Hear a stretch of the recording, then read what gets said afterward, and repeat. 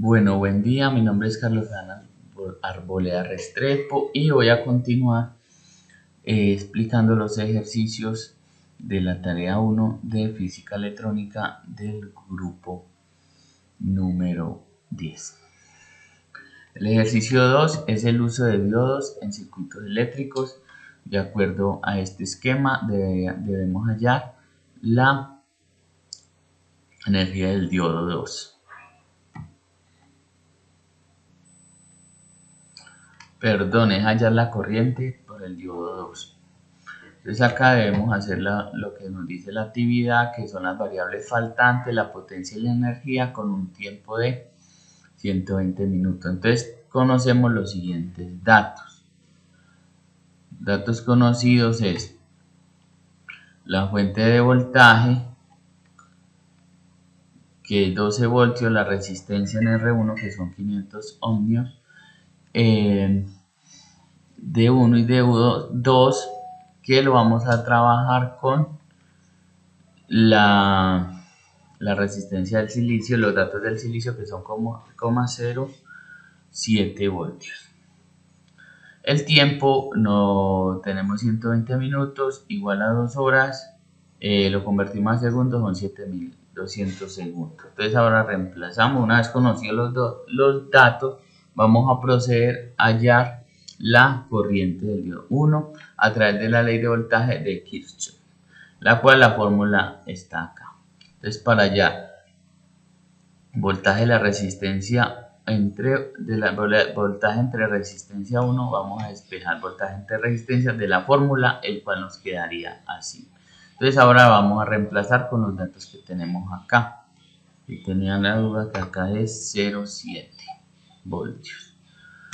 Entonces reemplazamos 12, que es el voltaje 1, que son 12 voltios, por menos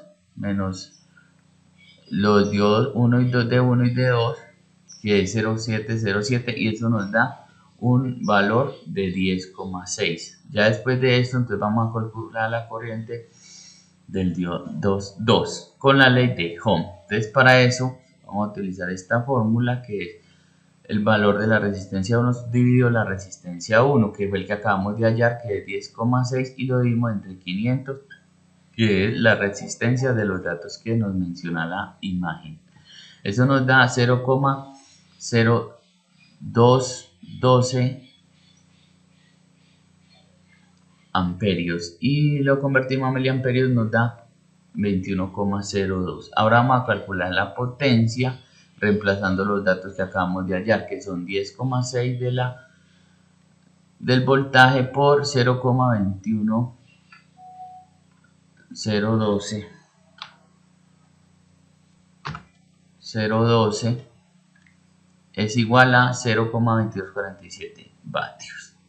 Después de eso calculamos la energía consumida por R1, la vamos a calcular en joules y en vatios por hora. En joules pues debemos trabajar con segundos, hacemos la multiplicación y nos da 1617,84 joules. La energía en vatios vamos a trabajar con el tiempo en horas, multiplicándolo nos da 0,4494 vatios por horas. Ese sería el ejercicio 2. Ahora continuamos con el ejercicio 3, que es de transistores de unión bipolar. Acá el esquema que me correspondió, que fue el literal A. Y acá pide la información que tenemos que hallar. Otra vez generar la energía en joules y en vatios por hora. Entonces acá tenemos los datos, que son fuentes de vatios, que es 10 vatios. La resistencia base son 300, la resistencia del colector es 1K, lo convertimos a 1000 ohmios, y la resistencia entre la energía son 100 ohmios. El transistor beta es 50 y el voltaje lo vamos a trabajar con 0,7, que es el diodo de silicio. Entonces lo primero que vamos a hacer es identificar la malla conector y la malla colector. Entonces la malla base, acá están las fórmulas, que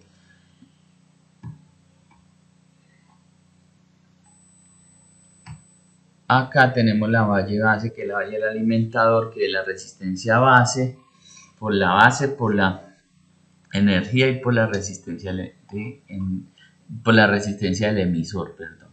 Y la malla colector ya es al contrario, que es la resistencia del colector más la energía más la resistencia del emisor. Entonces ahora vamos a calcular la base de IB. Para eso usamos la malla de entrada, que es esta. Entonces acá, quedando así, utilizamos beta, que beta acá no lo digo, que equivalía a 50. Entonces acá vamos a reemplazar 10, que es la corriente del emisor. 10, reemplazamos acá 0,7 que trabajamos con el diodo. Beta, acá trabajamos, entonces acá reemplazamos 300, que es la resistencia base. La resistencia base quedó en 300, acá está. Más 0,7 más 51, porque acá beta vale 50 más 1, pues acá ya la hice 51 por 100. Igual a y b 300 más 5100, este 5100 sale de esta multiplicación, más 7 y b es igual a, hacemos la operación que está entre paréntesis, 5400 más 0,7, entonces ya acá separamos 10, lo que está sumando pasa a restar, 10 menos 7 es igual a b, quedamos en 5400, entonces eso es. Entonces ya acá lo que está multiplicando pasa a dividir, que es 5400, y la resta de acá, que es 9,3, eso nos da un aproximado de 0,001722 amperios, igual a 1,72 miliamperios. Después de esto vamos a calcular la energía de corriente y la energía del emisor. La energía corriente, tenemos estos datos, que es beta por energía base, que la reemplazamos, 50 que es beta, y la que acabamos de hacer, que es la energía base, nos da este resultado, lo convertimos a amperios y nos da 0,81 amperios. Ahora la energía del emisor, acá está la fórmula, entonces reemplazamos lo mismo y nos da 0,088 amperios. Finalmente vamos a calcular los voltajes del colector, los voltajes del emisor y los voltajes entre el colector y el emisor. Entonces acá está la fórmula y vamos a reemplazar, que es 10, 0,081, los datos que acabamos de echar, por 1000, que este 1000 corresponde a la resistencia, acá la resistencia del colector, 1000. Igual a 10 menos 86, igual a menos 76.1 vatios. Luego vamos allá a la resistencia del emisor, nos da 0,68%, nos quedan 878. Acá nos da el voltaje del colector entre el colector y el emisor. Acá reemplazamos, entonces nos quedaría menos 84. Entonces para esto vemos que el resultado es negativo, porque sugiere que el transistor está saturado, significa que el transistor está saturado o fuera de su zona activa, ya que el voltaje del colector no puede ser menor que el del emisor en una operación activa. Y finalizo con el ejercicio número 4, que es la aplicación industriales. Tenemos el siguiente esquema de MOSFET, que tiene un voltaje con un umbral de 6 voltios. Y acá está la figura. Entonces, de acuerdo a eso, hay que resolver las siguientes preguntas. Si el transistor permite la corriente, el valor mínimo, calcular y el transistor. Teniendo en cuenta que el valor de Y es igual a 2 y yo, como escogí la R3, va a valer 700 para el cálculo del literal C. En el cálculo asumo una operación en la región. Listo. Para dar respuesta a la pregunta, primero lo que debo hacer es hallar el valor. Bueno, entonces el voltaje de la compuerta, entonces acá tenemos los datos, el valor, el voltaje, la resistencia 1, la resistencia 2, la resistencia 3, el voltaje del umbral, esto que nos da la constante 2, trabajando con la constante 2. Entonces acá lo que vamos a utilizar es el voltaje del R2 y el R3, para eso acá el voltaje del es igual al voltaje por resistencia 3 sobre resistencia 2 más resistencia 3. Entonces reemplazamos con los datos que tenemos acá. 24, que es el dato del voltaje 1, por 700 la resistencia 3 más la resistencia 2 que nos da 1000. La resistencia 2 que nos da 1000.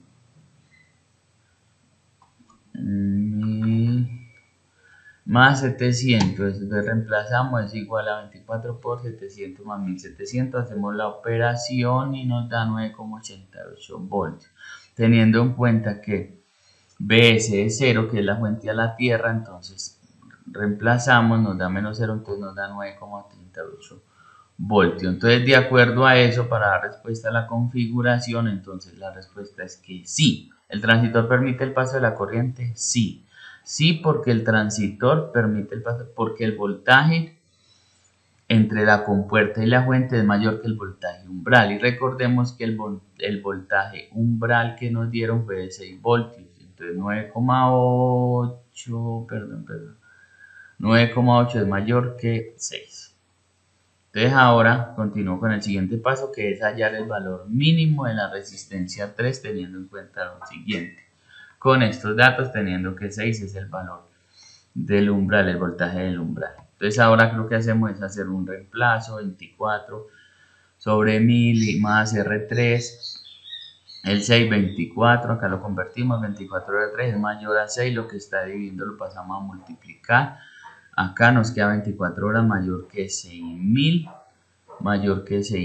porque multiplicamos 6 por 1000 y 6R nos da 6R, acá, entonces acá lo que hacemos es una reducción, a 24 restamos, 24 menos 6 da 18R, pues eliminamos 6R y eliminamos 6R acá, nos queda 18R3 mayor a 6000. Entonces continuamos acá, R3 es lo que está multiplicando, que es este 18, lo pasamos a dividir, hacemos la operación y nos da 333,3 ohmios.